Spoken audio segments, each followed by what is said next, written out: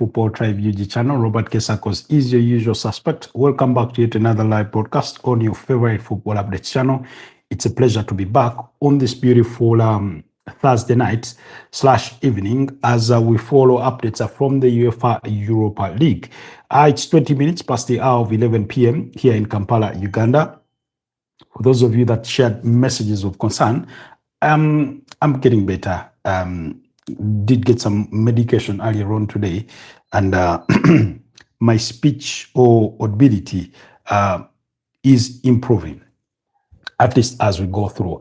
But I hope you had a wonderful day. I hope you're enjoying the UEFA Europa League action as well as that from the UEFA Conference League, depending on where your allegiances do align. But tonight, we'll be following the events from the UEFA Europa League. But as we discuss the hot topics this evening that include Cristiano Ronaldo buying Almeria, that's in the Segunda division of Spanish football, with allegations that he could also make an investment, perhaps in the future, in a Premier League club. Then we'll talk about Chelsea's losses that they've made. We'll talk about the Premier League making a move to introduce streaming services like Netflix, or the way you have Netflix this time around, making Premier League games available on just an app for you. And what could that mean for the future of broadcasting, especially on TV, in that sense, So we'll be looking at that. Then quickly, sorry. Before we move on, so those will be the topics for tonight.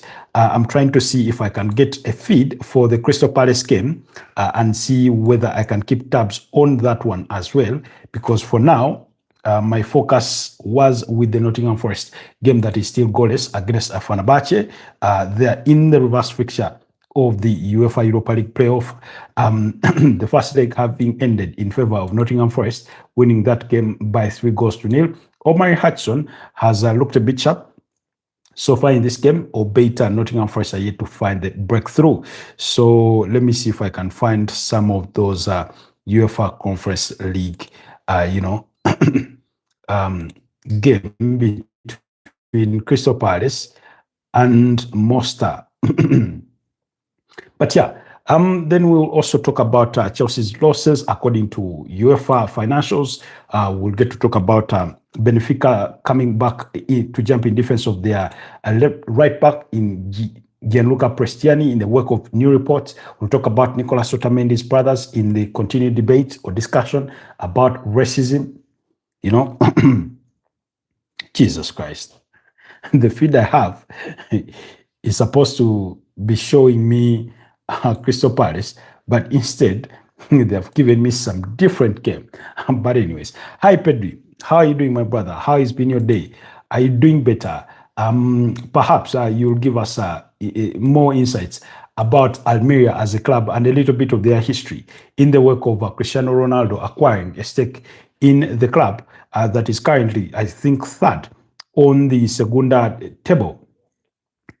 As they push for a re-promotion back to the top flight in the Spanish La Liga. I understand Rio Racing Club ahead of them. They're top, and there's another club called. I need to look through my notes for that second club that is ahead of them. So we'll be talking about that. But I think, in case you have anything that you can add your voice to in regards to Almeria as a club and their history, their status generally in society, how they are perceived, their numbers in terms of fans and stadia and things like that, will be appreciative if you can add your voice to that. And it's a brilliant goal for Fenerbahce. Fenerbahce take the lead against Nottingham Forest. It's 1-0 there. A beautiful, beautiful goal. I almost doubted that they were going to pull it off, but somehow they held their nerve and, pushed it through. So it's 1-0 for Fenerbahce against Nottingham Forest there, despite Nottingham Forest still leading the tie 3-1 now on aggregate. Vitor Pereira won't be a very happy man with the way his team defended over there in that, move. Meanwhile, guys, I had forgotten about our routine of testing our audios, but I'm going to go on a leap of faith and hope that we are okay. That we are okay. Beautiful pass. Who was that? Was that? I don't think it's Morito. Somebody that was trying to intercept that cross. Then they tried to get back up quickly and they collapsed, so it didn't work out the way it did. Anyways, so let's start out with the news regarding Cristiano Ronaldo. Today, Cristiano Ronaldo, it's been announced that he has acquired Almeria. He's acquired a 25% stake in Almeria. Like I've told you, Almeria is a club that, of course, have played in the Spanish La Liga before, but currently are playing in the second division of Spain's, hierarchy of football, and in the Segunda division.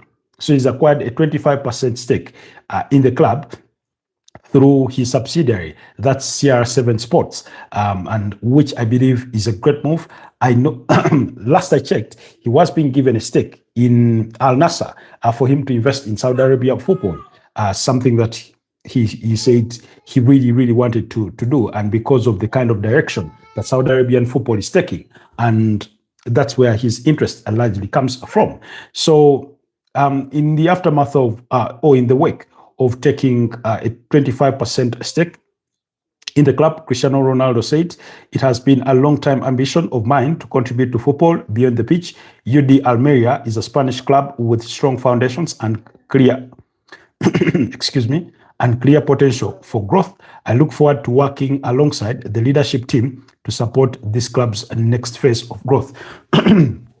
Like I've said, they are currently trying to push for a promotion from the Segunda division. They're currently third on the Segunda division table with about, I think, 48 points from 27 games played on a 22 league table. That means they're supposed to play about 42 league games in total.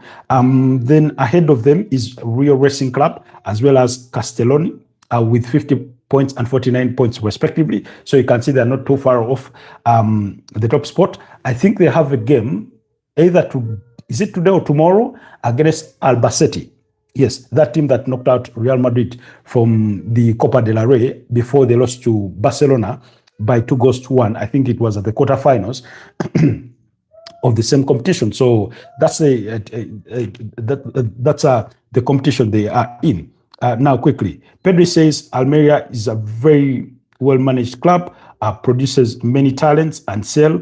They always cause trouble at home, loves to put up against a big clubs, has a budget of around 10 million, has a budget of around 10 million to spend on transfers. Yeah, okay. Maybe 10 million isn't the hugest chunk of money, but it is something. It is something maybe compared to their peers in that regard. You say, Pedri adds on to say, in their first season back, they used to cause too much trouble for Real Madrid. They have a very large Olympic stadium, which is very hard to play in. But yeah, very good under the radar club. A good investment there. Pedri over there in Spain, commending Cristiano Ronaldo's choice of investment for him to invest in Almeria. So that's a brilliant move. According to multiple reports, there's also suggestion that he could look to invest in or to buy a stake in a Premier League club in the future or in the near future. So those are also reports surrounding CR7 Sports of Cristiano Ronaldo. But also staying with the work of that news, Almeria also put out a statement. Excuse me. I'm trying to find that official statement to see if I can read for you a few lines here or there. Anyway, I don't know. I don't know why I said that, but I can't find it quickly enough. But they did put out a statement confirming, Cristiano Ronaldo's 25% stake in the club. Now, of course, they get to Cristiano Ronaldo joins a host of other, club legends that have gone to buy clubs football legends that have gone to buy clubs, gone on to invest in football. We know David Beckham with Inter Miami. We know Thierry Henry and Cesc Fabregas with Como. over there in Italian football. We know about Ronaldo Nazario Darima. Pedri, it's gone off my fingertips. The club that Nazario Darima invested in. Please let me know down in the comment section. There's one that is in my head, but I'm not too certain about it. It starts with Rio. With Rio, that's the name it starts with. But I want to be corrected on that one. So there's a couple of those that have gone on to invest in football. Paul Scholes did invest, I think, in Oldham over there in the UK. So there's that growing trend of former, football players investing in football directly. Meanwhile, for those of you that are not aware, N'Golo Kante is in that midfield for Fenerbahce, who also have Matteo Guendouzi, formerly at Arsenal and Lazio, and Olympique Marseille as well, are playing there in that Fenerbahce midfield. So it's not as lightweight as some of you may want to think of them. But yeah, those are very, very interesting developments there in as far as football investment is concerned from Cristiano Ronaldo. So then, okay, we'll leave that at that. We'll leave that, the Cristiano Ronaldo story at that for now, and move on to the Premier League. And guys, you let me know what your feelings about this, because I believe it could change the future of football broadcasting. It could change the future of football broadcasting. You see how social media has sort of impacted both positively and negatively in some respect on the consumption of mainstream media, like print media, like TV, like radio and things like that. That's mainstream media, magazines and stuff like that. Social media has had a direct impact on that.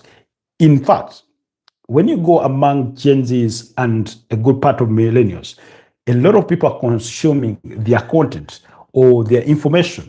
They're getting their news, their information off of social media when it comes to general, happenings in society than they are in print in certain sections of the world. It's not across the board for the entire world. I won't speak to those numbers. I do not have the statistics, but I can tell you for a fact. For example, during the recent presidential elections in Uganda, presidential and parliamentary elections, and other local government level elections, Uganda had an internet shutdown that's lasted, I think, about, almost a week. And a lot of people were sort of closed out in the dark because they did not have access to information. They did not have access to internet because that's their primary source of information. So that tells you how the digitization of, a media has gone. And then some people, that's the time they used to remember, oh, I have a decoder that I can pay for to watch some bit of TV and things like that. Xerox says, remember me? Obviously, I still do. Xerox, how are you doing, my brother? Good to have you back on the broadcast. Please, guys, like the broadcast, but also consider subscribing to the channel if it is your first time here. But thank you so much. So now, the Premier League is making a move to introduce streaming services for the Premier League. And this is bound to start with Singapore. According to reports, the Premier League are set to launch its own Netflix-style streaming service with live coverage of all 380 matches over a season, available directly to fans, but only if you live in Singapore. So this is where it is starting. It's an idea they've held for some time, but I think they are looking to start it with Singapore as a pilot study. And if it works out, then it could spread elsewhere in the world. I remember a couple of weeks ago, if not over just slightly over a month, I was hearing reports of Netflix, that Netflix could look to acquire broadcasting rights for the Premier League and add it to their platform as part of their streaming services. So we wait to see that. So according to the report of this, they say, known as the Premier League Plus, the new app will be launched before the next season and will be the first time match coverage will be sold directly to consumers. In other words, the Premier League is moving to cut out the middleman and sell directly to customers. So, for example, you look at movie production houses or things like that. They used to sell movies to cinemas and stuff like that. But now, with movies available on streaming platforms, they get to sell directly to customers. Or, of course, traditionally with movies, you had video tapes, you had then CDs, and now we've moved away from tapes and CDs to, and now content being digital. The way you have Hulu, the way you have HBO, the way you have Netflix, the way you have Prime Video, the way you have Apple TV, and things like that, So that's sort of the direction. So according to Premier League CEO Richard Masters, he says from next season onward, from August, Premier League Plus is going to happen. For the first time, the Premier League is going to have its own customers. We are looking to build a business, but we are also looking to learn to see how that may be replicable around the world. So the question then, what that begs is, how does this impact traditional media or the middlemen? Musinguzi even says, finally, I'm here. A pleasure to have you back, Musinguzi, there. I think I stand to be corrected, but you are an Arsenal fan, right? So now, if the Premier League moves to put games live on TV, live on a mobile app, the way you would have it on Netflix, on your TV, via an app, that's going to be a brilliant move. Now, I do not know what the costings will be, but it could work it could be a step in the right direction for customers, especially those that come from within regions that have monopolies over Premier League broadcast rights. So then, it's a double-edged sword, in my opinion. For example, over here in Africa, and I do not speak for the whole of Africa, but for a good chunk or for a good number of African countries, Uganda being one of them, Kenya being among those, I think Nigeria was part, Zambia, South Africa, among others, you have DSTV having the exclusive broadcast rights for the Premier League. And it's the only pay TV that has those rights in the countries aforementioned. So, and some of their packages, especially when it comes to Premier packages, the top tier packages like Compact Plus, are a bit pricey, to be honest, a bit pricey, depending on the kind of economy you're in. And it's not just only Uganda that is complaining about some of these charges. It's South Africa, where the company was originally from, MyChoice. Now, I understand I know for a fact that Canal Plus has since acquired MyChoice.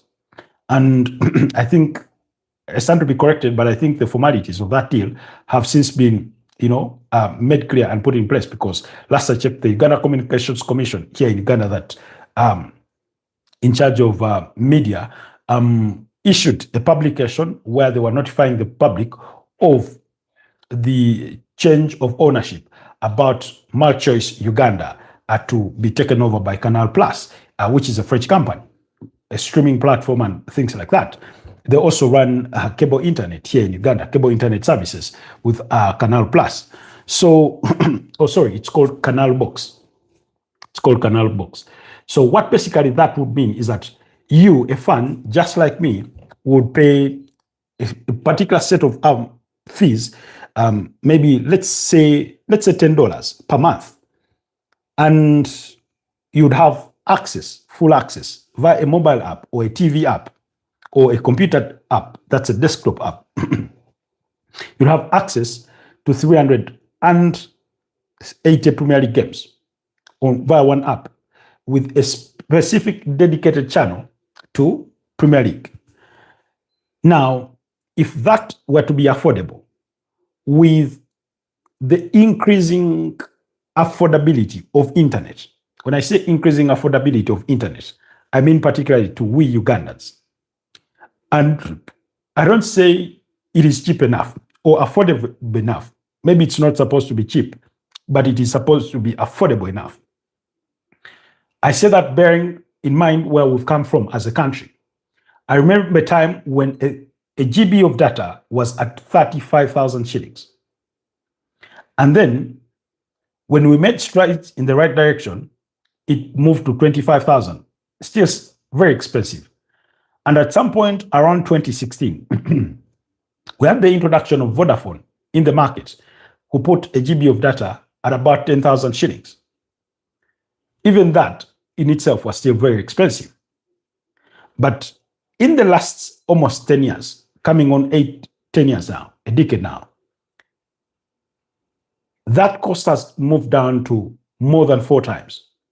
That today, the average cost of a gigabyte of data is about maybe 2,500 shillings, around that ballpark. Maybe I need to pull out my calculator and get the mathematics, So yes, because for about 50,000 Uganda shillings, which is the equivalent of about $13, you get yourself 20 gigabytes of data. That's for mobile internet, for people that buy limited data. Now, if you buy data that does not expire on a monthly basis, the cost of that will be up a bit. Will be up a bit to about 3,000 shillings, thereabout. But still, one that you think is relatively affordable. Now, 2,500 shillings for a gigabyte of data is still expensive, in my opinion, because I'd want that cost to come down to about 1,000 or 1,500 shillings at the very best, at the very worst case scenario, but at the very best, 1,000 shillings. In other words, that with 20,000, you can afford yourself 20 gigabytes of data. Because I know the ripple effects and implications of that, that it will improve on the consumption of our content with the content creators, I being one of those. So for example, there are a lot of people that cannot join us on these platforms, on these forums, on these discussions, on these engagements, because data is expensive for them. You get?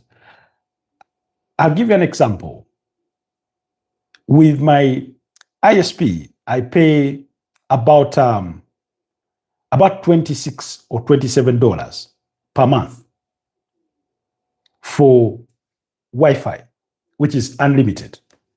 I'd want the cost of that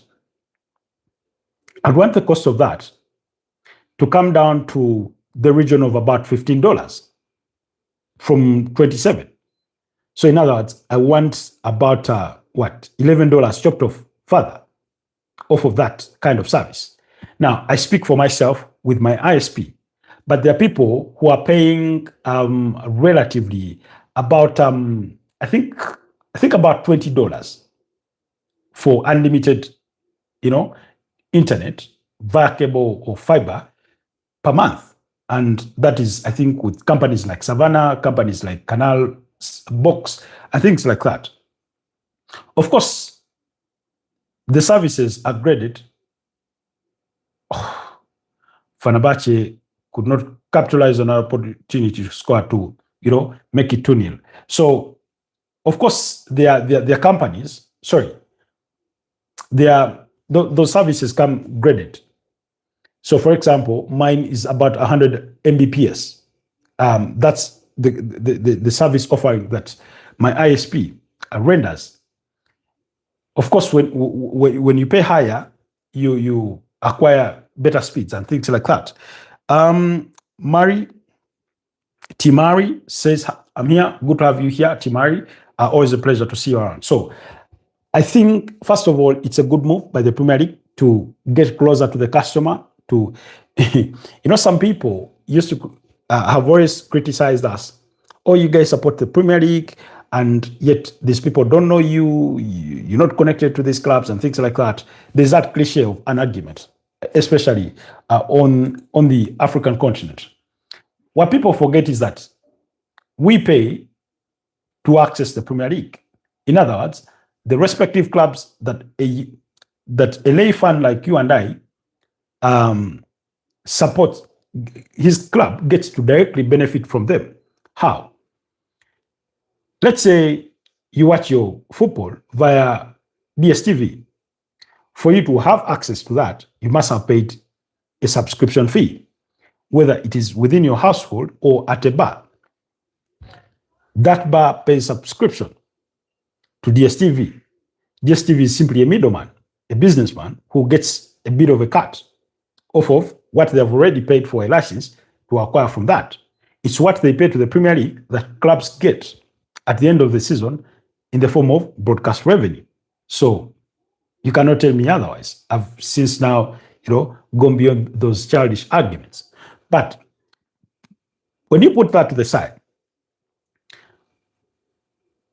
with the Premier League getting to do business directly, of course, it will come at the expense of big mass broadcasters like the way you have Sky, I don't know, maybe CBS Sport over there in the United States, TNT, NBS, Bain over in Asia, and things like that. So I do not know whether or if you sort of pay subscription on an app, how many sort of logins you'll be permitted to, because initially when Netflix came out, you are allowed, I think, up to 4 devices for a single account. Assuming, the assumption was you have a household, let's say, of a husband, a wife, and let's say a pair of children who have their respective devices logged on and things like that. So it's a shared account in a way. But whatever the modalities are, I think it's going to be a step in the right direction. If it does work out, then the Premier League is destined for greatness. But on the other side, it will come at a cost of further driving customers away from traditional broadcasters. And that means lower revenues. Why? Because somebody will look at it in the sense of, because today you have a lot of people that are no longer consuming traditional media. When I say traditional media, I mean, when was the last time you sat down to watch the news? It's not to say people don't watch the news. There's a good plenty number of people that watch the news. But a lot of people have substituted traditional TV within their respective countries for streaming platforms. So instead of somebody sitting to watch a TV show, like let's say a music TV show, a news broadcast, a political show, they are on Netflix watching a movie. They are on Hulu, Prime Video. They are on YouTube watching a podcast, or they are on Apple Podcast. They are on Patreon listening to a podcast and things like that. So this move by the Premier League to put the games directly in the hands of their customers is a further step away from traditional TV. You get the point. So in other words, TVs will lose advertising revenue and program sponsorships for Premier League programs, because then those sponsors will be moving to place their ads within these apps that the Premier League may avail. So for example, if you're Guinness, instead of advertising with matches, you'll be going to the Premier League directly to say, I want my ads run in Uganda, Kenya, Nigeria, whatever. So during your stream or at halftime, then you'll get, more, you'll get your ads there. And then it will also mean the Premier League employing more people. It may not be from, what a brilliant save from Stefan Ortega to keep it 1-0 here. Fenerbahce have been asking questions all night. Have been asking Nottingham Forest questions all night. So I do not know how the model will be replicated if it were to be replicated. But with the move in Singapore, you suspect that the Premier League, either in a partnership or whichever the model is, will be looking to employ more people. Especially, for example, you may have people that want to listen to maybe commentary or maybe to listen to analysis in their local languages. Swahili is a very large language, in East Africa because it covers Tanzania, Zanzibar, Kenya, bit of Uganda, things like that. So it could create direct jobs from the Premier League for people. Now, some of these jobs, or majority of these jobs, have already been there with respective TVs. But if you want to further localize it, then it will come more directly to respective countries, as opposed to a Thomas Murumbo sitting in studios in South Africa and then, deliver the content to us. So things like that. So I believe it's a step in the right direction for where technology is headed. It's change. We must just learn to adapt. Of course, for people that love their TV, they may stay there, but for only a matter of time. Because if it works out, trust me, in the next 10 years, we may have very few broadcast companies or television companies buying broadcast rights for the Premier League and other leagues. And once if it works out, then the Spanish La Liga could make a move in the same direction. Then and other leagues. But then it also begs the question, how do they then keep the match day experience the same or as good for a club, for a fan that actually goes to the stadium? Because in the long run, for as long as there's this mobile availability constantly, then will people still be desperate for the experience of the stadium? I do not know. That's subjective. But the avenues that will also remain working are public gatherings. Because trust me, oftentimes we go out there to watch football, not because we cannot watch it in the confines of our respective homes. In any case, majority of these, all these late night games, I do watch them from home. But because you want the company that comes with watching the game in a public place, the conversation with strangers about the game and things like that, the interaction, it still has demand there. It still has demand there. The game between Nottingham Forest and Fenerbahce has said it into halftime, with Nottingham Forest a goal to nil behind against Fenerbahce. And it's been quite a beautiful performance from Fenerbahce in the opening half. I thought they created the biggest scoring chances. They've had 2 shots on targets. Nottingham Forest have had 0. They have 3 off target for Nottingham Forest and 2 attempts off target for Fenerbahce. So it's been quite a very solid performance from this Fenerbahce side, who have Tariq Sitin in goal. They have Yigit Ifi Damia, Mateo Guendouzi. Guendouzi has been played in centre back. Matt Modir, Achai Brown, N'Golo Kante in midfield. Ismail Yusek, Oguzi Aiden. Some of these names are a bit hard. Sadiq Cherifi, Nene Douglas, Kareme, who scored the goal. Then on the side of Nottingham Forest, they do have Stefan Ortega in goal, Neko Williams, Gia Cunha, Morato, Moriro, and their back 4. They have Ryan Yates, they have Elliot Anderson, they have James McAtee, Nicolas Dominguez, Omar Hudson, and Lorenzo Luca leading the lines. However, I feel that maybe they could introduce an Ego Jesus. I don't know why Morgan Gibbs-White doesn't start this game. I do not know. Anyway, it's the manager's choice. People like Carl Hudson-Odoi, maybe. I understand it's squad rotation and all, but Fenerbahce have people like Marco Asensio on the bench. If you want that kind of impact, they have a Nelson Semedo in there. So, it's something. Tokyo Boli says, yo, Tokyo Boli, how are you doing? My guy, Tokyo Boy, how are you doing? I hope you're doing great. So that's what we did witness from the opening half.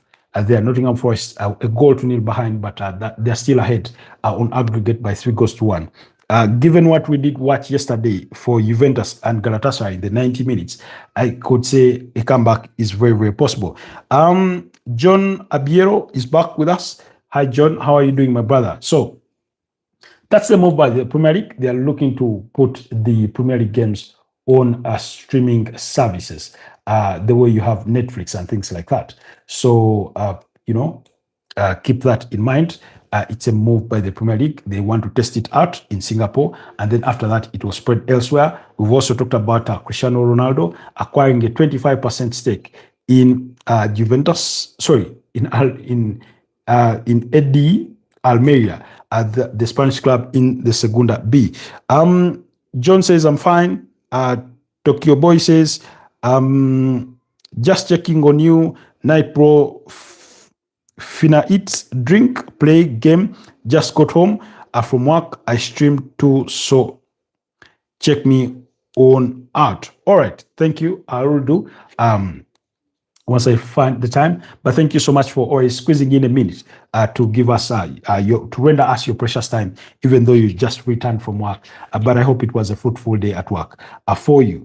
Then in the other topics for tonight, okay, before we get into the other topics, for some of the other games in the UEFA Europa League. Genk 1-0 behind against Dinamo Zagreb. That game is 3-2 in favor of Genk on aggregate, having won the first leg by 3-1. So Dinamo Zagreb are leading by 0-0 at halftime. Celta Vigo are still leading PAOK by 2-1 on aggregate, but it's still goalless at halftime. Bologna are still leading by 0-0 on aggregate because it's still goalless against Brann at halftime. Then in the earlier kickoff games, Victoria Pilsen shared the spoils with Panathinaikos in normal time for a 3-3 all aggregate, but Panathinaikos managed to go through on aggregate. On post-match penalties. That's after extra time. Then VfB Stuttgart knocked out Celtic 4-2 on aggregate. Celtic were 1-0 winners away in Germany, but VfB Stuttgart had done the job in the first leg when they thumped Celtic by 4-1. Ferencváros against Ludogorets, that one Ferencváros advanced 3-2 on aggregate. They did win today's fixture by 2-0, while Lille knocked out Crvena Zvezda after beating them by 2-0, which was 2-1 on aggregate. John says, at what time will be the draw for the UEFA Champions League? I think around 2 p.m. East African time.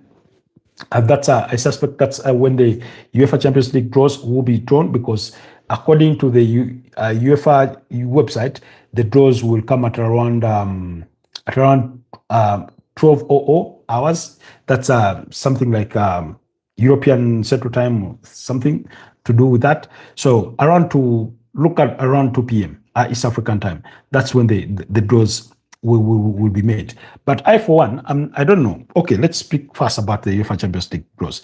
I, for one, I don't know. I'm not so desperately eager for them. Why?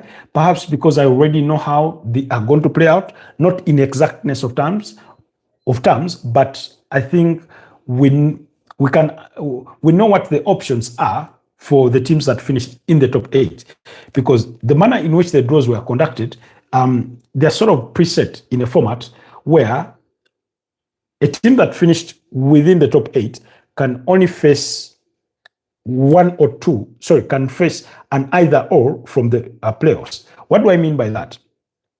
Let me see if I can get that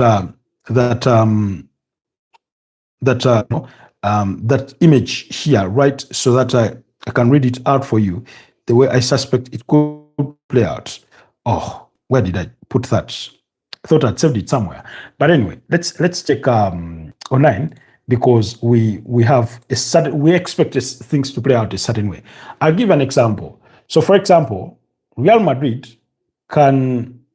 So, for example, let's look at it this way: PSG can only meet either of Chelsea or Barcelona. So, in other words, it's not like PSG can meet any of the top 8 teams. It has to be either Barcelona or Chelsea. So, in my humble prediction, I said PSG could be drawn against Barcelona. That's my feeling. It's a prediction. And then Chelsea can either be drawn against PSG or Newcastle, and Barcelona can only be drawn against PSG or Newcastle. So in other words, Barcelona and Chelsea, who are two of the teams that finished in the top 8, already know their options in terms of an opponent. It's not in the traditional way where the vote could throw you anywhere at the round of 16. So in this new format, we know what that means. The only difference is that, and whoever you draw, is that you'll get to play the final game at home. That's the reverse fixture. So, for example, if PSG were to draw Barcelona, PSG will be at home for the first leg, and Barcelona will be away for the first leg, and the reverse is true. So, for me, that in a way has sort of killed my anticipation for the draws. So, for example, Liverpool and Tottenham Hotspur, who finished in the top 8, can either face either Atletico de Madrid or Galatasaray. Real Madrid can either face Sporting Lisbon or Manchester City. Same applies for Bodo Glimt. So you can see the teams that have gone through the playoffs have two opponents in waiting, that either of which they can face. So that's how it's played out. So, for example, like I said, my prediction is that PSG could be drawn against Barcelona, and Chelsea could. That means then Chelsea get drawn against Newcastle. That's my humble prediction. When it comes to Galatasaray and Atletico de Madrid, I have this feeling that Tottenham will be drawn against Galatasaray, and Liverpool will draw Atletico Madrid, a team they already played at the league phase and managed to beat by 3-2 in that game, I think, at Anfield. Then Real Madrid, I have a feeling, could be drawn against Manchester City, while Bodo Glimt will get drawn against Sporting CP or Sporting Lisbon. And then Atlanta and Bayer Leverkusen are the other two teams from the playoffs. I have a feeling that Arsenal could be drawn against Atlanta and Bayer Leverkusen be drawn against Bayern Munich. So that's just a feeling for a prediction that I do have ahead of the draws tomorrow, but do not miss out on the draws. They will come. What's your prediction about Arsenal? Things. I hope I've answered your question in the wake of that, John. My feeling, my prediction is that they could be drawn against Atlanta. They are from the Italian Serie A, unless you made a prediction about an otherwise, competition or particular game. But that's how the draws are sort of set up. So those teams know that they can. They know there are two options of the teams that they could face. Then it boils down to who you're hoping that your team gets, But it's going to be an either or. If you're Newcastle, it's either Chelsea or Barcelona. If you're Chelsea, you will be desperately praying not to be drawn against Newcastle, because the last thing you want is to be drawn against a team within your league. Whereas that takes away the element of long distance travel for a game. It makes it a very, very tough draw. It makes it a very, very tough draw. First of all, you're going to be drawn against a team that you've either already played twice in the league, or at least once, with another turn coming very soon. So for you to get drawn to play them another set of two games, I mean, it's really, really hard to beat up against the same team in the course of a single season at least 4 times, or even later on 3 sometimes. So that's how difficult it could be, That's how difficult it could be. So those will be the prayers for some of those teams. Anyways, so speaking of Chelsea have recorded a staggering £342 million loss, according to UEFA's financial records for the 2024-2025 season. Now, that is the second biggest loss, I think, after Barcelona for the 2019-2020 season. Barcelona, I think, recorded a staggering it was actually £484 million loss. Now, this is according to UEFA. So it's a historical record. Chelsea have recorded the this largest single season loss pre-tax in the English Premier League football history ever. And it is officially the highest pre-tax loss ever by a club in England and the second largest in Europe, in European football history, only behind Barcelona's £484 million in the 2020-2021 campaign, COVID season. So it's not 2019-2020. It's 2020-2021 for Barcelona when they made that staggering loss. You all remember the financial troubles that Barcelona had to go through, to the extent that I think was it 2 seasons that they played in the UEFA Europa League? I stand to be corrected, but at least they had a stint in the UEFA Europa League. And I mean, that's staggering. So the losses occurred during the third full season under a clear lake capital and Tony body ownership. So, and yesterday, was it yesterday or today?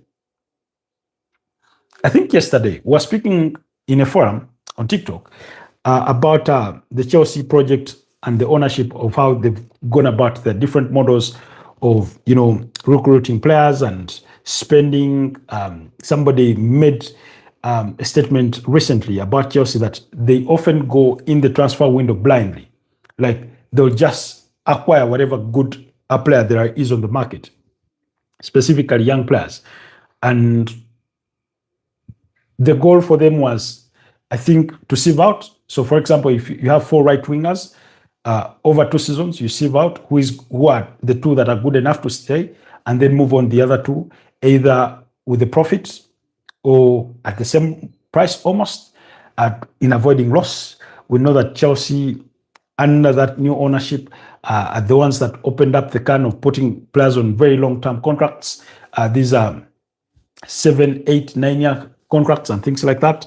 So yeah, but the loss is quite staggering. And it's not too far back that Chelsea were among a host of clubs that were sanctioned by UEFA, including Barcelona, including Besiktas, Panathinaikos, Aston Villa, among a host of clubs that were sanctioned by UEFA for, breaching the UEFA fair play rules. So financial fair play rules. So things like that. So they need to really tidy up their house. But, Chelsea blame much of this to say that there was a lot of financial and sporting mismanagement of the club prior to their acquisition. So we know that they reported themselves to officials about some of their findings after taking over Chelsea and things like that. So we'll have to wait and see.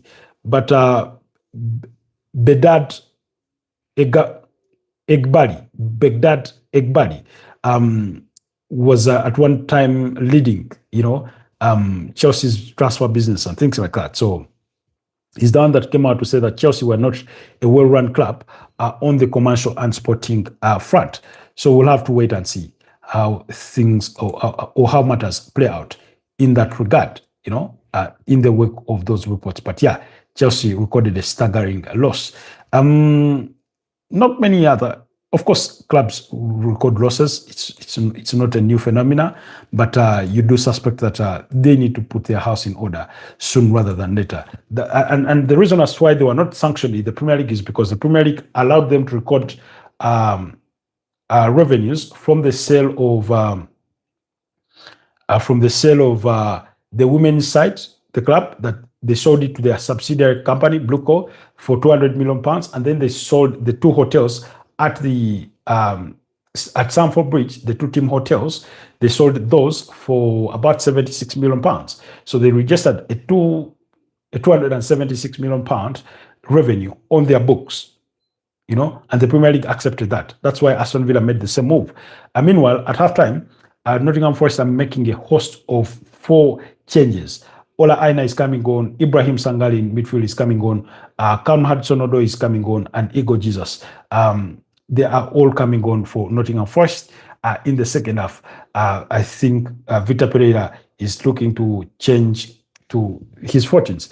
Of course, people like players like James McKetty, players like Lorenzo Luca, some of those that are being withdrawn. some of those that are being withdrawn for those 4 changes at halftime for Nottingham Forest. But yeah, Ibrahim Sangare, Cam Hudson-Odoi, Igor Jesus, as well as Ola Aina are the players that have been brought on to perhaps help, Nottingham Forest, because this is a home game. It will be an embarrassment if they lost, but it will be even a bigger embarrassment if they were to be knocked out of the competition after taking a 3-0 advantage from the first leg that they won over there in Turkey, in a game that I must say I had not seen coming. I had not anticipated that Nottingham Forest would go over there in Turkey and win with the kind of margin that they managed to do so. Okay, I'm trying again to see if I can get any success in having access to the Crystal Palace game. Crystal Palace are leading their game by 1-0 as we speak. I do not know who the goal scorer is, but we will find out in just a bit. Okay, let's see. Crystal Palace against Monster. I struggle to pronounce the first name of the Monster club, but yeah, that goal has been scored by Maxence Lecoix. I used to read that name as Lacroix, something like that, but it's Lecoix. He's French. Jesus Christ. Oh, there's a possible penalty check in the first game.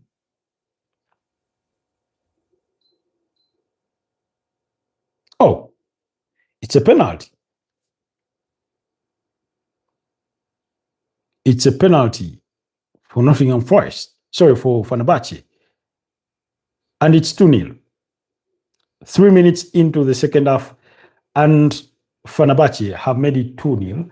That means it's 3-2 on aggregate. Therefore, they need just one more goal to restore parity in terms of the scoreline, in terms of the aggregate score.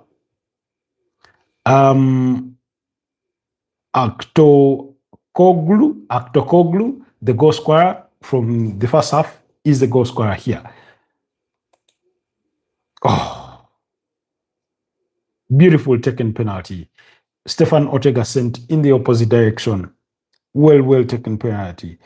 Now that's going to bring a bit of more pressure on Vitor Pereira and his side.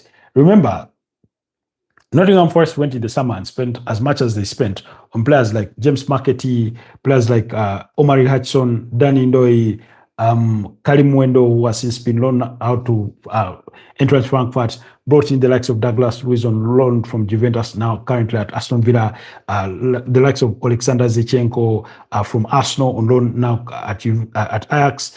They brought in players like Igor Jesus, of course, in the January transfer window, bringing in Lorenzo Luca, all that they brought in Stefan Ortega in the January transfer window, all to build a squad that could compete favorably in the UEFA Europa League, because they believe that it's a competition that, if given a good go at, they have a possibility of winning. A competition where Aston Villa are equally playing, although for them they finished within the top 8 and qualified directly for the round of 16. So, but let's not forget that we're talking about a Nottingham Forest a team that has their 4th manager this season.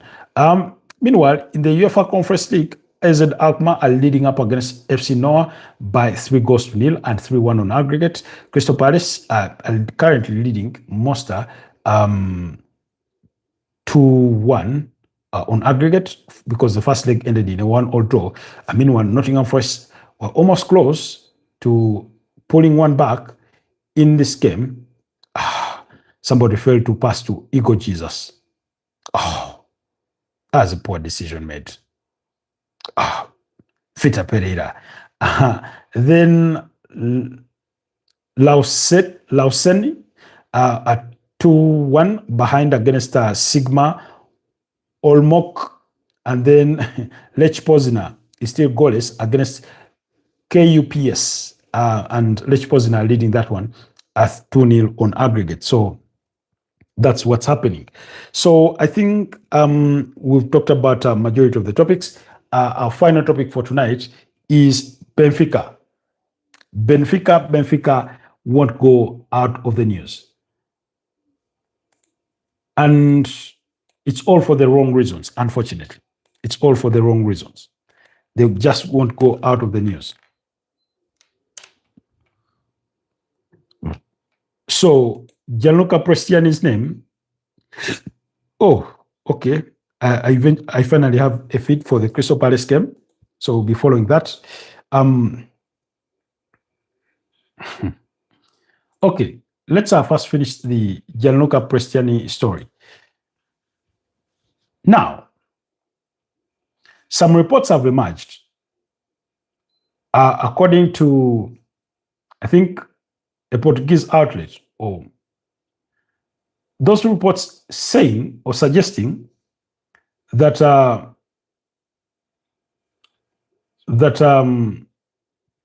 Gianluca Prestiani apparently confided in Benfica players that he had actually called Vinicius Junior a monkey, that he used the word mono to mean monkey on Vinicius Junior.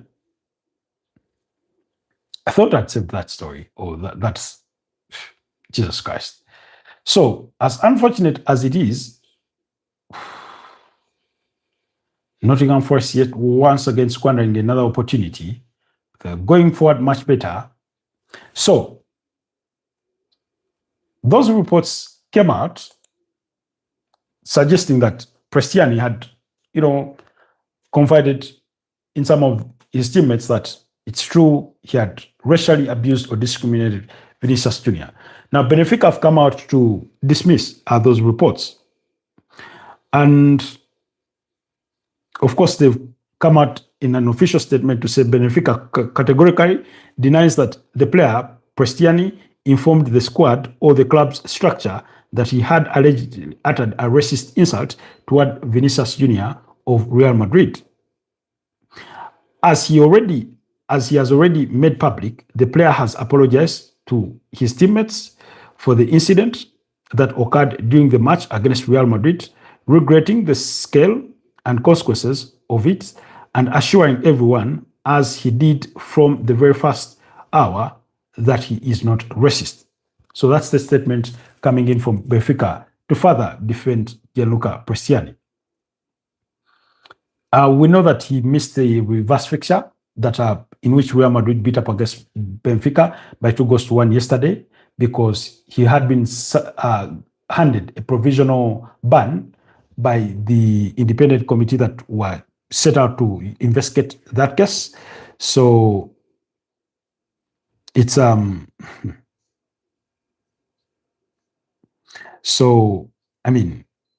just have to wait and see. Now, unfortunately for Prestiani, what has not helped his situation is an allegation that Nicolas Otamendi's brother, called Gabriel Otamendi, allegedly went to his Instagram, under his Instagram stories, and racially attacked, discriminated, or abused Vinicius Junior. Now, in that, he went and posted a photo of Vinicius Junior in a Real Madrid full jersey in action in the game, with the arms of a gorilla or a chimpanzee, with the arms and legs of a chimpanzee. You'd pass it for a monkey, whatever it is, but the arms and legs are that of a primate, with the head unchanged of Vinicius Junior. Now, if Benfica are trying to distance themselves from all these allegations, from all these public criticisms, I do not think it would help their case as trying to paint the club and their player in Gianluca Prestiani, who is an Argentine, to say he's not racist, when Nicolas Otamendi's brother, who is equally Argentine, is then coming out with racist slurs. or racially abusing Vinicius Jr. I've used the words alleged because these are allegations according to multiple online sources. So we've talked about this, and you know my stance about racism and everything in that line. It is what it is. It is what it is, you know. But one thing is with absolute certainty is that racism has no place or should have no place in society. At the end of the day, you're a human being, I'm a human being, you're white, I'm black, you're Asian, you're Caucasian, you're whatever your skin color is or donation is. It should have no bearing on how we relate in society. Not really, not in my opinion. But like we've argued before, racism is a society problem. Football is merely a stage where it gets to be exhibited because it happens on every single daily basis. Somewhere in an office, somewhere in a grocery store, somewhere in a supermarket, somewhere at a coffee shop or a restaurant, somewhere in a stadium, be it for football or other than football. It's happening. It's happening. Very unfortunate. So we just have to wait and see. We just have to wait and see how things go or how that matter eventually plays out. Stefan Ortega appears to have pulled his scarf. It's going to require treatment. That means Nottingham Forest could be required to change their goalkeeper. From what I gather, Matt Sells is not on the bench. So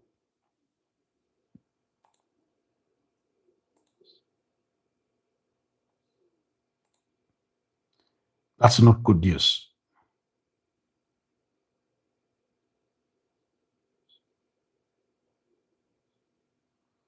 So Benfica are further defending Gianluca Prestiani that he was not racially abusive to Vinicius Jr., as has been reported by a certain media outlets, I think over there in Portugal. I don't know if, I'm not particularly sure it's in Portugal, but I'm trying to find out because I thought I'd said that.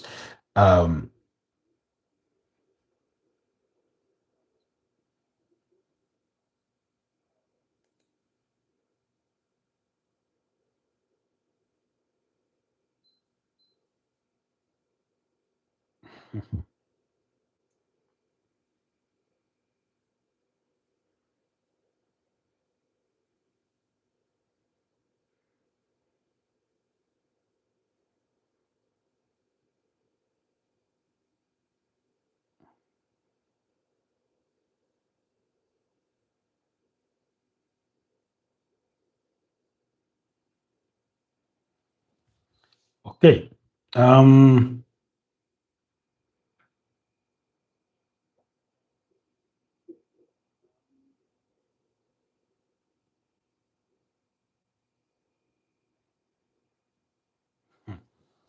Trying so much to try and see if I can find that source about Gianluca Prestiani.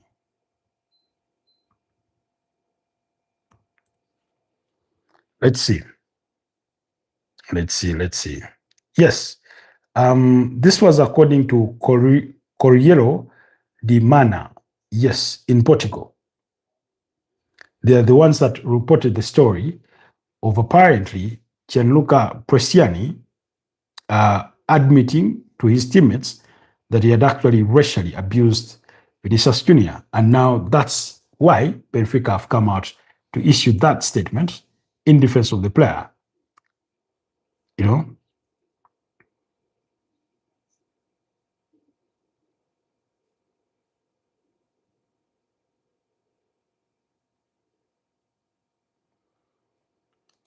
All right. Um, let's continue. Nottingham Forest still 2-0 behind against Fenerbahce. Fenerbahce looking to introduce Raul Asensio.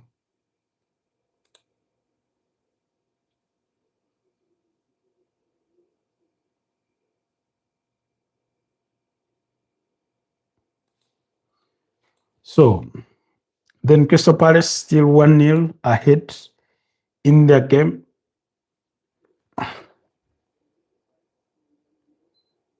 But Nottingham Forest need to score a goal as soon as yesterday if they want to be back into the tie comfortably.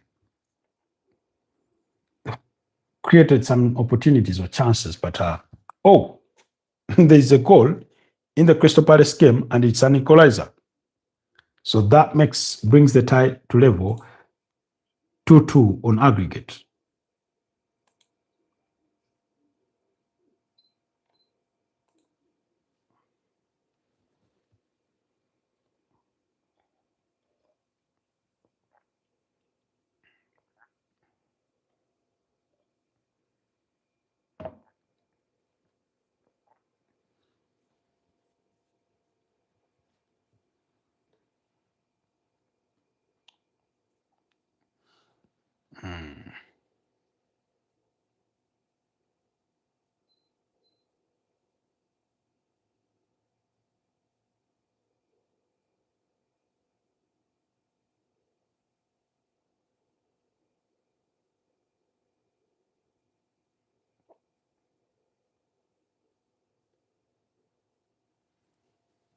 Oguz Aidin withdrawn for Marco Asensio.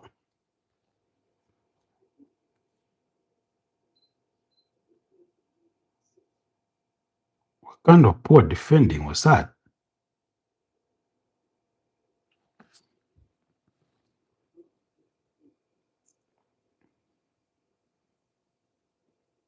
Oh, it won't count as an offside in the build-up. The goal does not count. It's been chopped for an offside. So Crystal Palace still leads by a goal to nil. That was a massive escape.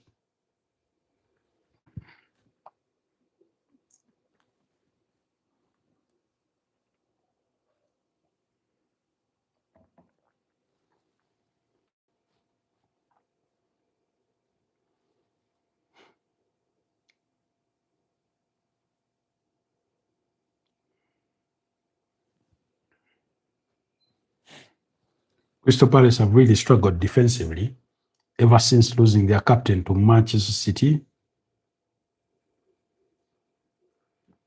in the January transfer window.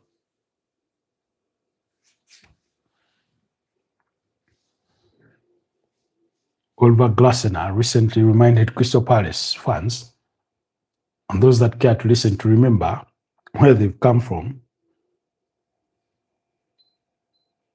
Sometimes these fans need to be reminded because I've never understood why a manager, no matter how good he does for a club, as soon as things start to go bad, they turn on him. Not even in their wildest dreams had Crystal Palace thought they would win a major trophy. They had never won one until last season when he won the FA Cup. And suddenly, regardless of the context, they think he's the enemy because he's decided that this will be his last season with the club.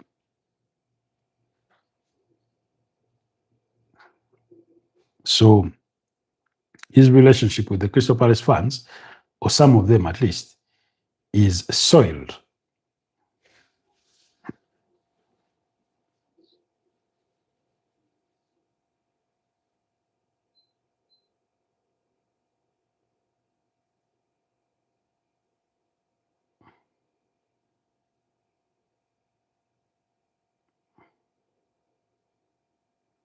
Oh, oh.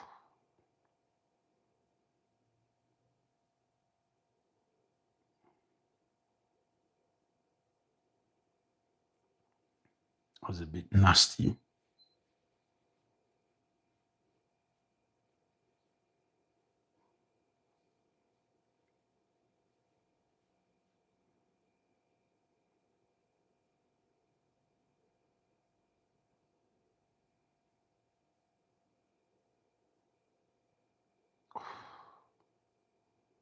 Ola Aina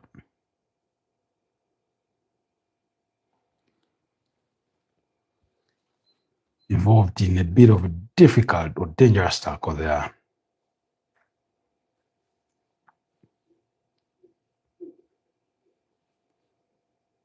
Those Fenerbahce fans are really feeling positive about their team.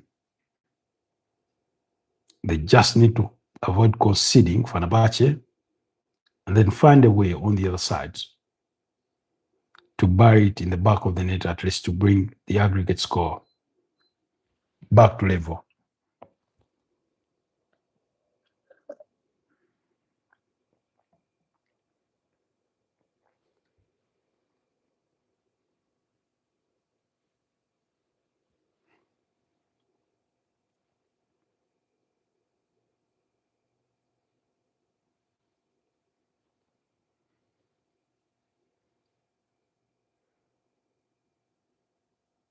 Stevan Ortega Moreno.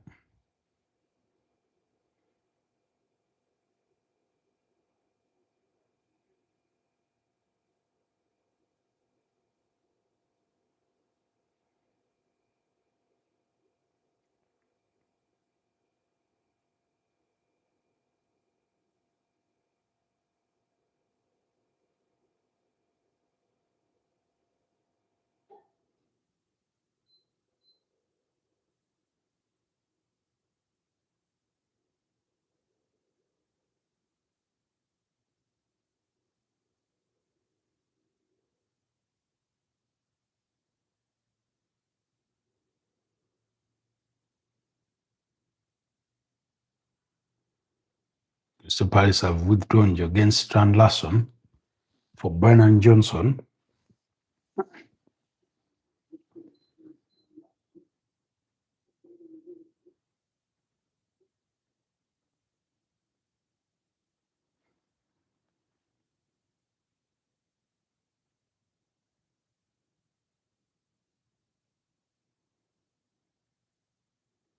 It's a goal. Callum Hudson-Odoi scores, and it's 4-2 on aggregate in favor of Nottingham Forest. But it's a mere consolation tonight because he scored to make it 2-1. Evangelis Marinakis appears to make the sign of the cross. Stay in the director's box watching his team play on.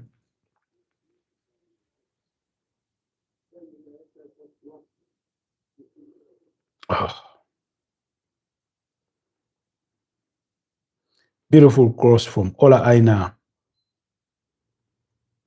from this right side into Callum Hudson-Odoi to the far left. Manages to. Ball takes a touch of Nelson Semedo's foot before it hits the back of the net. And Vita Pereira celebrates because that makes it 4-2 on aggregate.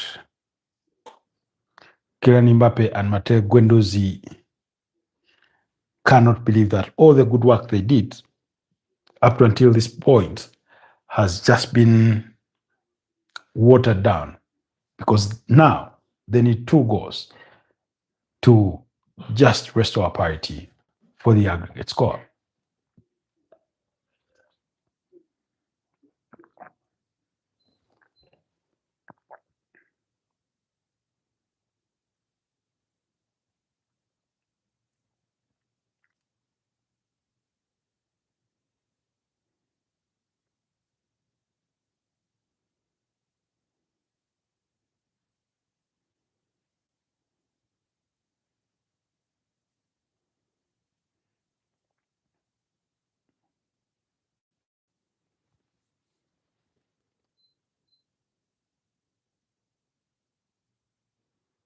Kante still got it.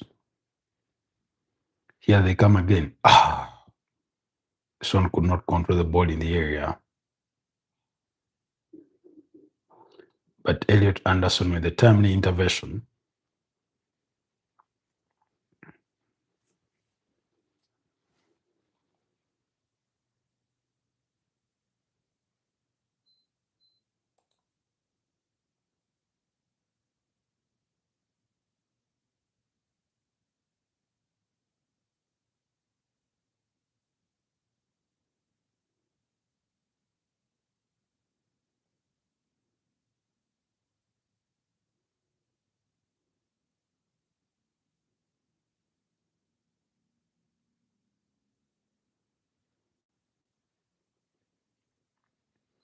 You win a game of football playing Matteo Guendouzi as your centre back. I don't know if he's now matured enough to have composure and control his temper. Sometimes he was a bit of a loose cannon, could not keep his emotions in check.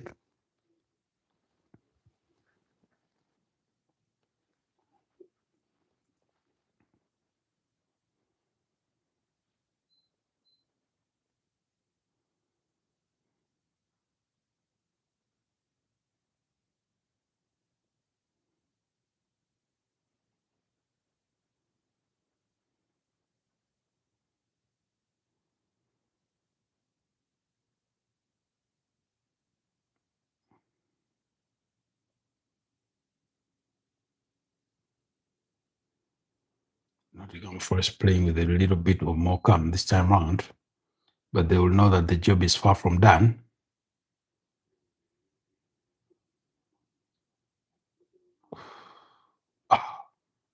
Uh-oh.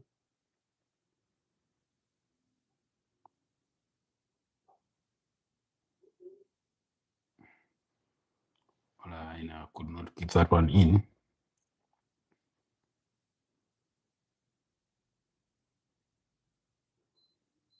Kante goes long. Pass was right on the money.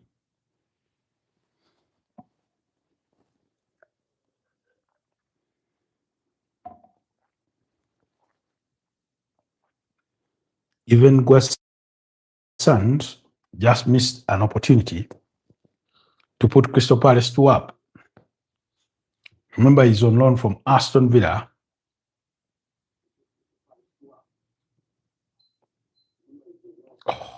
Beautiful save from the goalkeeper. The ball hits his face as he tried to flick it over him.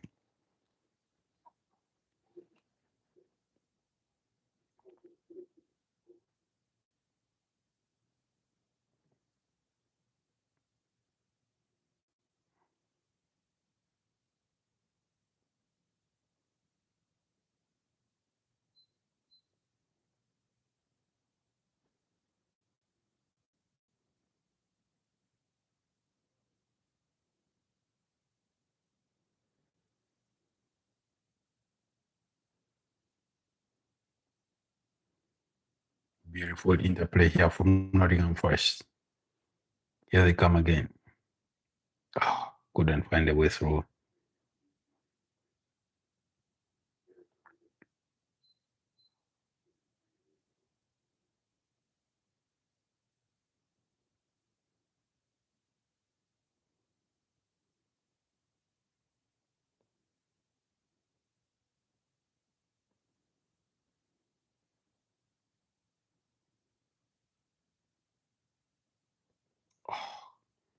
Come on. Ismail Sarr has a brilliant cross from Tariq Mitchell. He should be at least heading that on the target.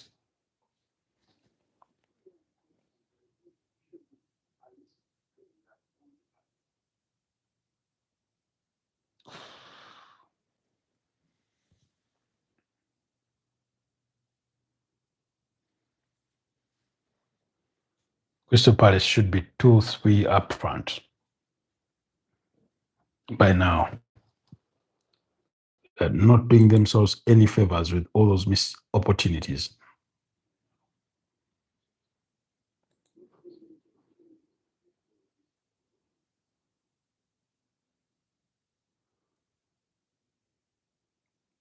Bologna have a goal against Brann, and so do Celta Vigo against PAOK. Genk are 3-1 behind against Dinamo Zagreb, so it's that one is 4-4 on aggregate.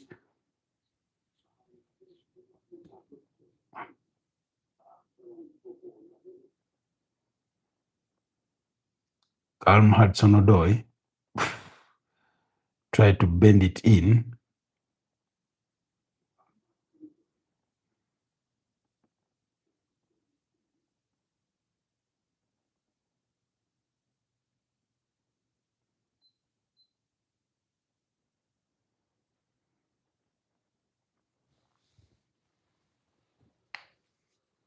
Oh.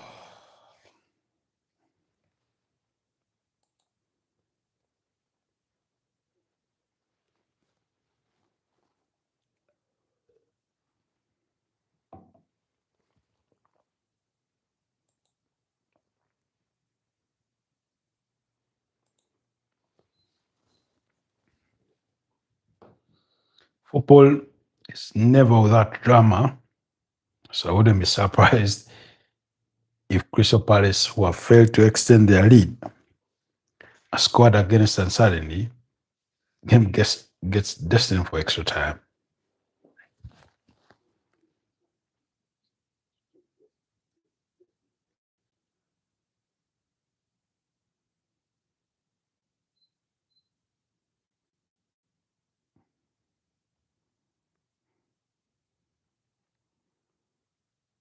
Savage with a stamp on Taichi Kamada's foot. Uh-oh. Ah. Fenerbahce could not find a way through. Asensio. Beautiful interplay. Ball cleared.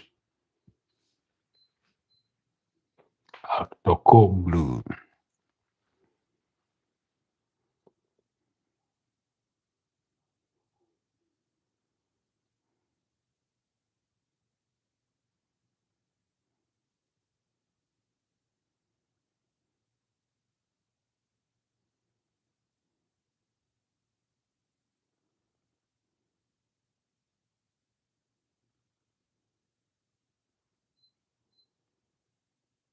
You're looking for a goal. Why even passing backwards? You're desperate for goals. Only way you should be going is up front, committing numbers in that box. So when you put in crosses, there's somebody in there. But Fenerbahce not even doing that.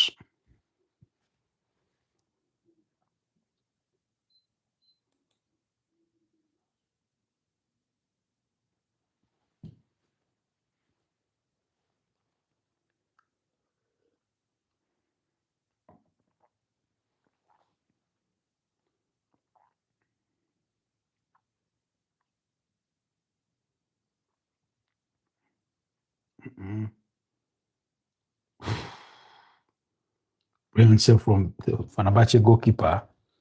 Otherwise, Igor Jesus was through in a goalkeeper to beat. But Fenerbahce have a player down. Igor Jesus just missed an opportunity to restore parity for Nottingham Forest. Oh, brilliant save from the goalkeeper. Vita Pereira saying, why didn't you dink it over him?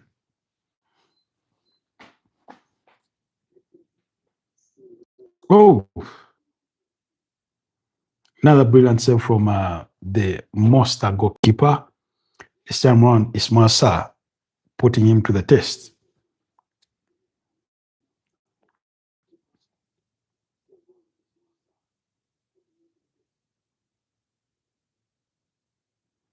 Uh-oh. Uh-oh. Forest could get caught up here. Attempt deflects on the back of Fenerbahce player.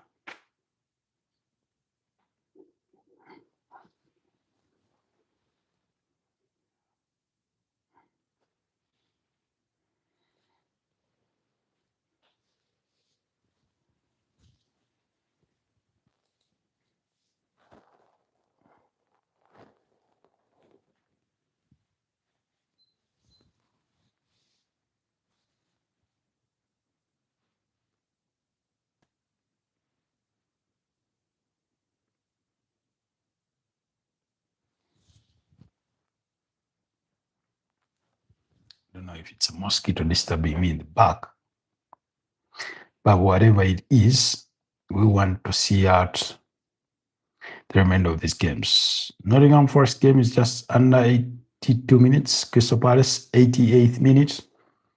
Yep, we are looking to see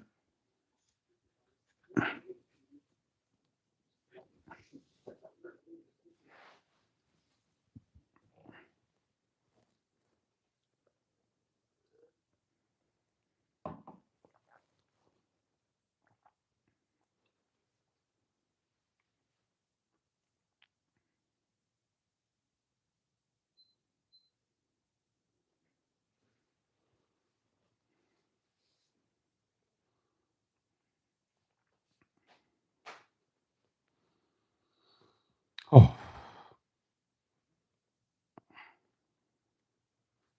Omari Hudson, one of those summer signings for Nottingham Forest that has not had a lot of time on the field, particularly in the Premier League.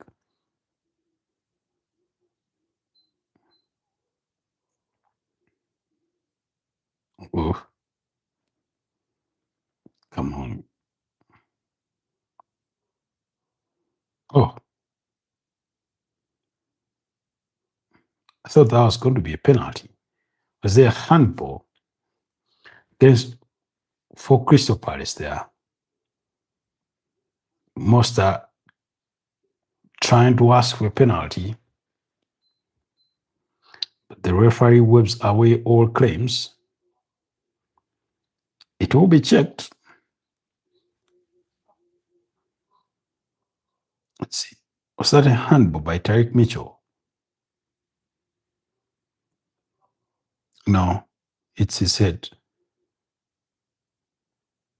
There's nothing in that. Just Monster trying to get lucky.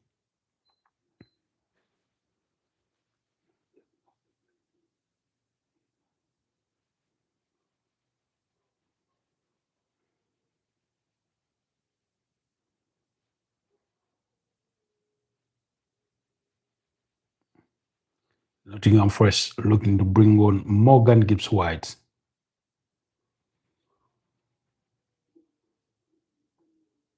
For Nicolas Dominguez. Is it Nicolas? Stand to be corrected there. Not every Dominguez is a Nicolas. Yeah, Nicolas Dominguez, yes.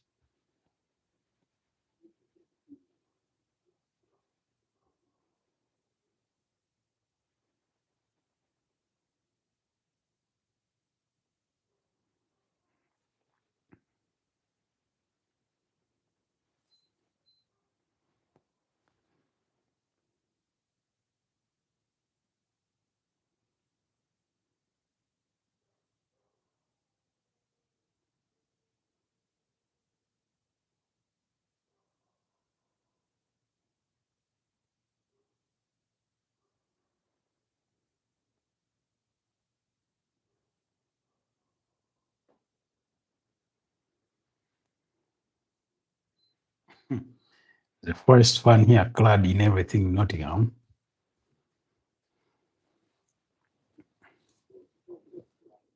Four minutes of added time in the Crystal Palace game. Two of those have been played. Crystal Palace on the verge of qualification to the round of 16, but the way they've dragged themselves through the competition is not very encouraging for a team that a lot of English football fans were hoping could go ahead and win it.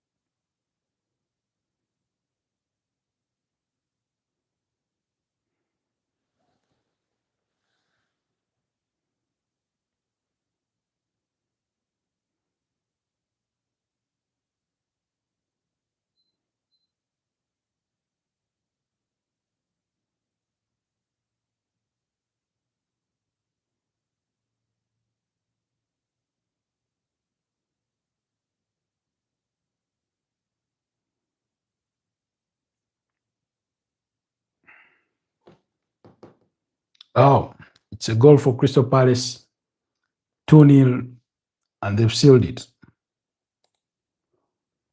Let's hope it will count. But scored to make it 2-0, and that seals it. Ivan Wesand is the goal scorer. Meanwhile,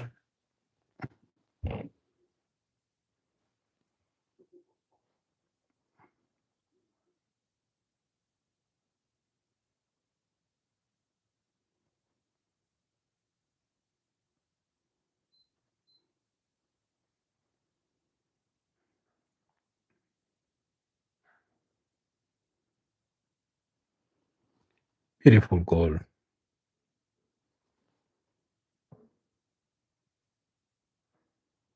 That is his second goal in Crystal Palace colours, while he may have struggled to find his footing.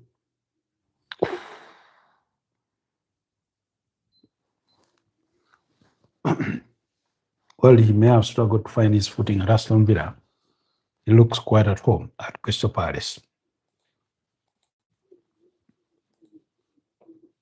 No doubt there is a good player in there. The game is finished.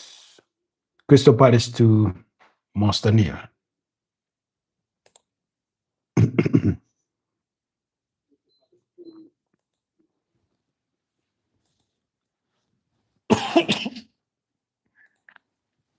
Excuse me.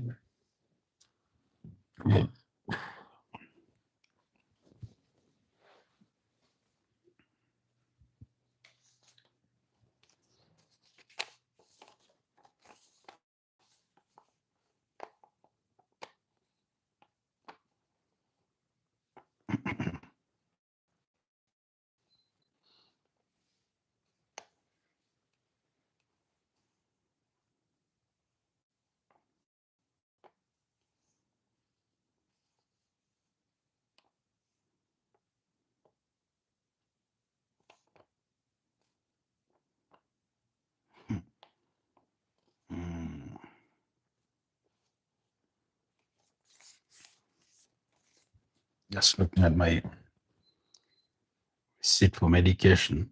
Oh, another brilliant save from the Fenerbahce goalkeeper. This time round, it was Omari Hudson forcing him into the save.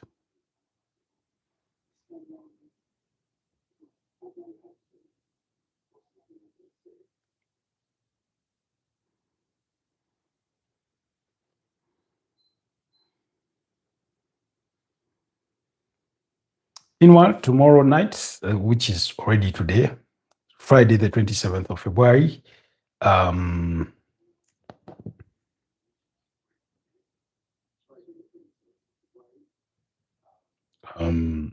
Wolverhampton Wanderers will be up against Aston Villa at Molineux.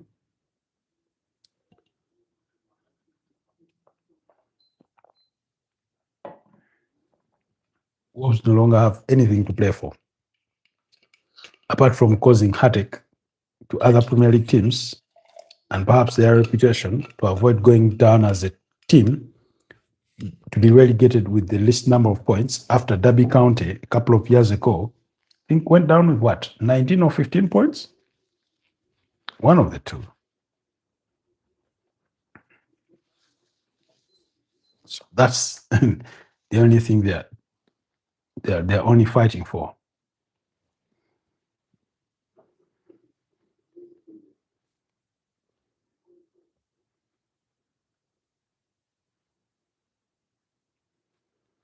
Four minutes were added in this game, but I believe it's done and dusted. Nottingham Forest are through. Can see majority of those fans, not majority, but some of those fans are starting to walk out. They know their team is through. They have to look forward to the weekend because they do return to action.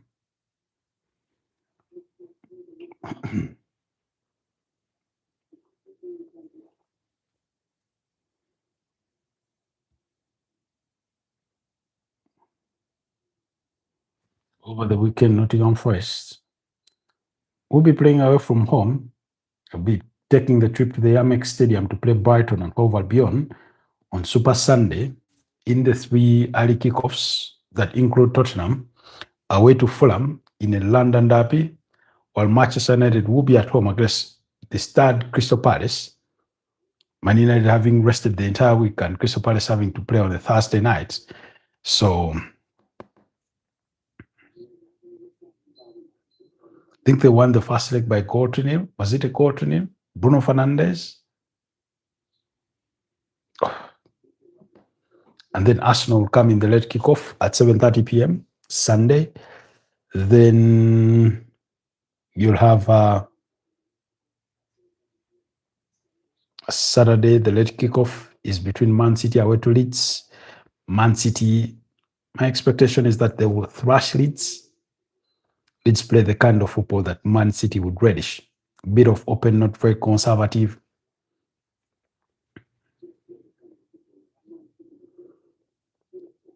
Sunderland away to Bournemouth in the early kickoff at 3:30 p.m. on Saturday. Burnley against Brentford. Liverpool at home at West Ham. Newcastle at home against Everton at 6 p.m. That's all Saturday action on match day 28 of the Premier League, officially.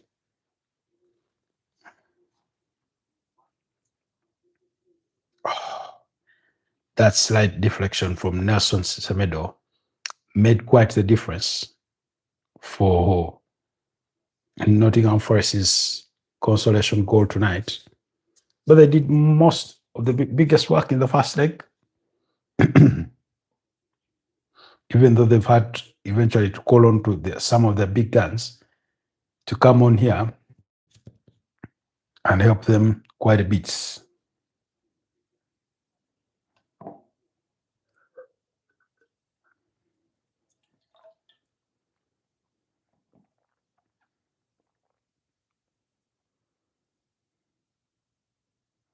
I hope I wake up better than I felt today. It's been such a terrible feeling throughout the day.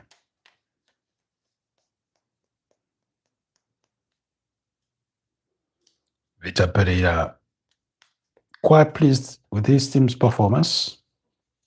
In a way, he'll be perhaps a little bit pained for some of those missed chances.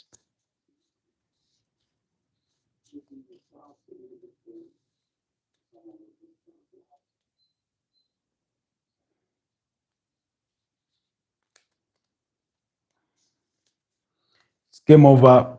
Nottingham Forest 1, Fenerbahce 2, and they've done it.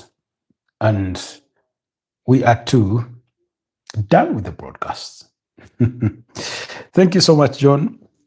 Thank you so much, Tokyo Body. Thank you so much, Pedri, Timari, Mosingozi Evans, Zairo, and every single one of you that has been part of the discussion tonight. It's been a pleasure serving you as we discussed multiple topics, right from Cristiano Ronaldo buying his 25% stake in Almeria. We talked about the UEFA Champions League draws that are slated for tomorrow. We discussed the Premier League's move to stream or to introduce live streaming in Singapore. We talked about Benfica's statement in the wake of reports that Gianluca Prestiani had confided in those Benfica players that he had actually racially abused Vinicius Jr. and things like that, among other things. It's been a pleasure doing this with you. Have a blessed night, and let's do this again tomorrow morning at 9 a.m. Bye-bye for now. Stay blessed.